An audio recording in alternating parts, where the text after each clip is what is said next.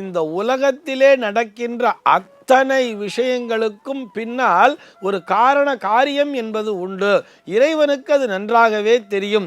ஒருவர் ஒரு பணத்தை மிஸ் பண்ணியிருக்கார், அந்த பணத்தை மிஸ் பண்ணிட்டு அவர் தவிக்கிறார்னு சொன்னால் அதற்கு காரணம் அவருடைய கர்மாவாகத்தான் இருக்கும். அவர் தவியாக தவிக்கும் பொழுது, அவர் இறைவனிடத்திலே பிரார்த்தனை செய்யும் பொழுது, நான் என்ன தவறு செய்திருந்தாலும் என்னை மன்னித்து விடு இறைவா என்று அவர் இறைவனை பிரார்த்தனை செய்யும் பொழுது யாரோ ஒருவர் மூலமாக, எவரோ ஒருவர் மூலமாக அந்த பணமானது அவரிடத்திலேயே கண்டிப்பாக சென்று சேர்ந்துவிடும். இதில் நம்மில் பலரும் பிராக்டிக்கலாகவே நம்ம யோசிச்சு பார்த்துருப்போம். நிறைய பிராக்டிக்கலாகவே கண்கூடாகவே நாம் பார்த்திருப்போம் இது போன்ற சம்பவங்கள் நிறைய நடப்பதை.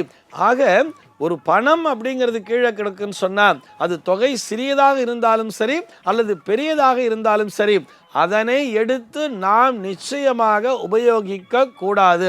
அதிலே எந்த விதமான சந்தேகமும் இல்லை. அப்படி உபயோகிக்கும் பொழுது நிச்சயமாக அது தோஷத்தை தான் தரும்.